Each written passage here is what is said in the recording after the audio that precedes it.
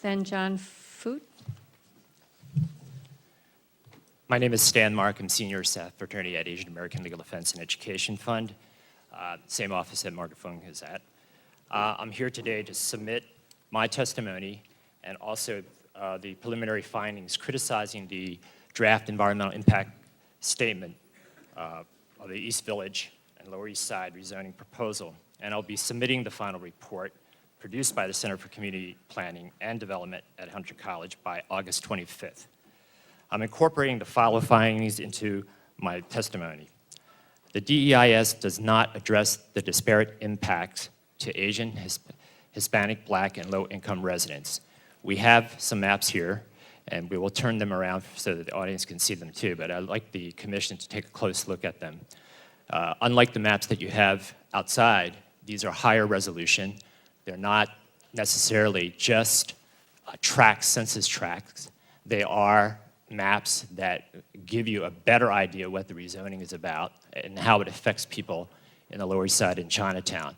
Also, we have a map describing the actual changes in the FAR, the floor area ratio, which indicates much higher development in certain areas, mainly along Christie Street, of course, which you've heard about, along Delancey, also Avenue around East Houston and Avenue D.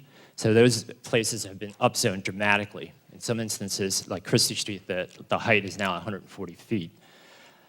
DIS also does not disclose the discriminatory impacts of the project, which disproportionately protects areas that are predominantly white and higher incomes to the exclusion of areas that are most heavily populated with low-income residents and people of color.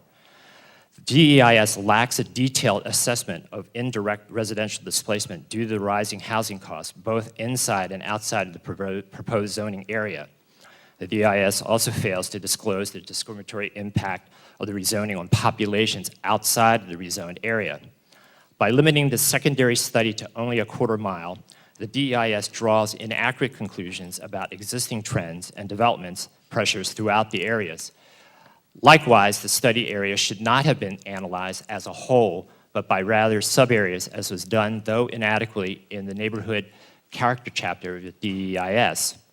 The DEIS minimizes the effects of business displacement on neighborhood conditions. The DEIS minimizes the effect of the rezoning on the ability of existing businesses to successfully relocate. The public housing under this plan is not necessarily protected from impacts of the rezoning. And then the DEIS assumes that buildings with 6 or more residential units built before 1974 will automatically be protected by rent stabilization programs. In conclusion, by limiting the extent of the study area, the DEIS fails to capture the full geographic impacts of the 3rd largest rezoning in the United States, in New York City. By not examining the full range and distribution of income, race, housing characteristics, and other socioeconomic factors, the DEIS makes the study area appear to be more homogeneous than it really is, thus minimizing the disparate impacts on low-income residents and people of color. The underlying assumptions, could you conclude your remarks? Thanks. The underlying assumptions regarding projected development lead to gross underestimation of business displacement and secondary residential displacement. In summary, the DEIS that was prepared for the East Village and Lower East Side rezoning falls short of the requirements set forth in the City Environmental Quality Review Regulations, Section 6-09 of the Executive Order 91. It does not provide the level of detail appropriate for rezoning of this scale.